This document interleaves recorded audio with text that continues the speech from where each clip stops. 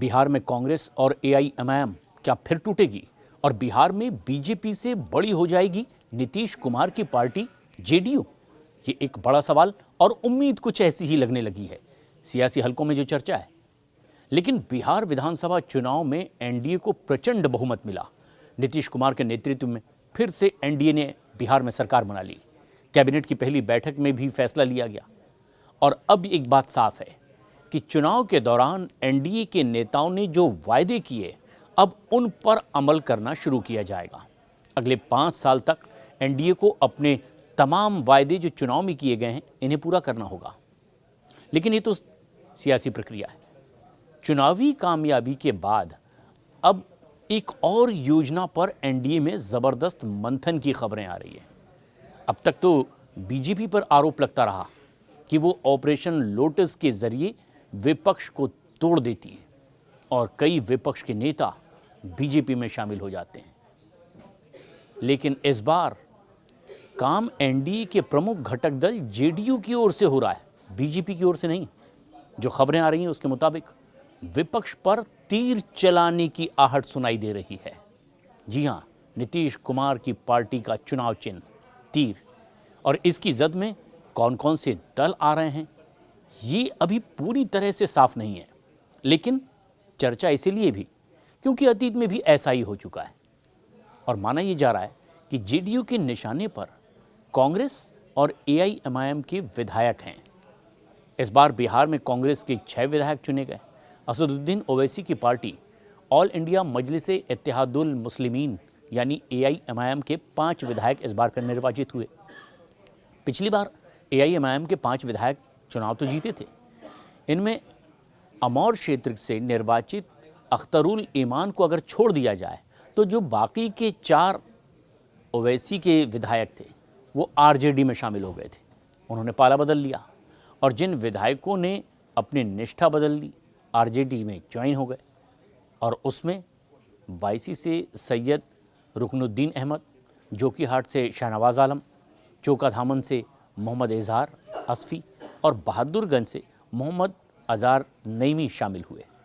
नीतीश कुमार ने फिर से अब सीएम बनने के बाद सरकार की कमान संभाल ली है और माना जा रहा है कि एआईएमआईएम विधायकों के टूटने का खतरा अब बिहार में बढ़ता चला जा रहा है फिर एक बार। इसीलिए महागठबंधन की करारी हार के बाद ओवैसी के विधायकों के पास अब कोई दूसरा विकल्प भी नहीं बचा। पिछले चुनाव में भी ऐसा ही हुआ था। चुनाव में हार के बाद अब कांग्रेस में जिस तरह की सिर फुटअव्वल देखने को मिल रही है उससे उनके 6 विधायकों पर भी अब पाला बदलने का खतरा मंडरा रहा है। आशंकाएं कुछ ऐसी जाहिर की जा रही है। विपक्षी दलों में टूट की आशंका बिहार में फिर एक बार बढ़ती दिखाई दे रही है, जबकि चुनाव के परिणाम आए बहुत ज़्यादा दिन नहीं हुआ है। और ऐसे में जेडीयू ने अपने कोटे के मंत्रियों के 6 पद अभी खाली रखे हैं और ये एक सबसे बड़ी वजह मानी जा रही है कि इस तरह की सुगबुगाहट को वाकई क्या अमली जामा पहनाया जा सकता है। और वो लोग जो अब विपक्ष में चाहे कांग्रेस के विधायक या एआईएमआईएम के विधायक, क्या वो चाहेंगे कि सत्ता के नज़दीक आ जाएं और इसके लिए क्या वो पाला बदलने जा रहे हैं? बिहार में क्योंकि वैसे 36 मंत्री पद हैं और इनमें अभी तक के सीएम समेत 27 मंत्रियों ने शपथ ली है। शपथ लेने वाले मंत्रियों में 2 मुख्यमंत्री समेत बीजेपी कोटे से 14 मंत्री हैं। जेडीयू कोटे से सिर्फ 8 मंत्रियों ने अभी शपथ ली है और इसीलिए ये चर्चा गर्म है कि इस बार ऑपरेशन लोटस नहीं हो रहा या फिर एमआईएम के कांग्रेस के विधायक टूट करके आरजेडी में नहीं जाएंगे, बल्कि जेडीयू एक बार फिर बड़ी होने जा रही है। यानी बीजेपी के बराबर संख्या को आधार मान लें तो जेडीयू के कोटे से और 6 मंत्री बनाए जा सकते हैं और ये पद जेडीयू ने आखिर खाली क्यों छोड़े हैं ये भी सियासी आगे की रणनीति का नतीजा हो सकता है और इसमें ही विपक्ष के टूट के तमाम सूत्र छिपे हुए हैं। पिछले चुनाव में 2020 में 43 सीटों के मुकाबले इस बार जेडीयू के 85 विधायक चुने गए। बीजेपी के 89 विधायक इस चुनाव में जीते हैं और बीजेपी नंबर 1 पार्टी बनी बिहार में।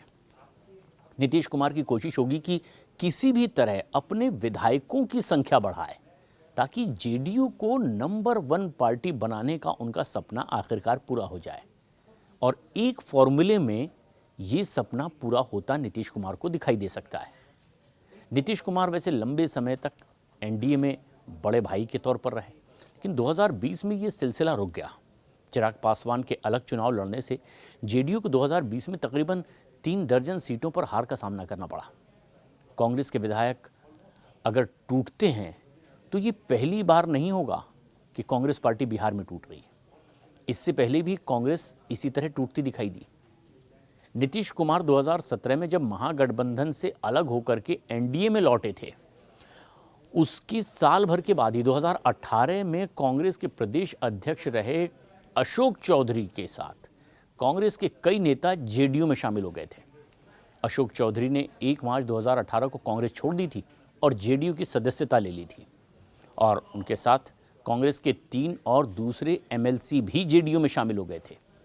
जेडीयू में आने के कुछ समय बाद ही अशोक चौधरी को नीतीश की कैबिनेट में मंत्री पद मिल गया। अशोक चौधरी के साथ जेडीयू ज्वाइन करने वाले 3 दूसरे एमएलसी थे दिलीप कुमार चौधरी, तनवीर अख्तर और रामचंद्र भारती। अशोक चौधरी ने अन्य 3 एमएलसी के अलावा कांग्रेस के 13 दूसरे नेताओं को भी जेडीयू से जोड़ दिया, और इस तरह एक झटके में कांग्रेस के 17 नेता जेडीयू का हिस्सा बन गए। लेकिन अब जबकि बड़े दावे राहुल गांधी की पार्टी और तेजस्वी यादव की पार्टी ने किए कि सत्ता में बिहार में उनकी वापसी होने जा रही है, लेकिन बहुत बुरी तरीके से मात खाने के बाद कांग्रेस के पास सिर्फ 6 विधायक रह गए। तो अब चर्चा गर्म है, क्या इतिहास दोहराया जा रहा है? और वहीं एक तीर से नीतीश कुमार ना सिर्फ विपक्ष को चारों खाने चित करेंगे, बल्कि अपने साथी बीजेपी से भी बड़ी पार्टी क्या जेडीयू को बिहार में बनाने जा रहे हैं? वक्त बताएगा।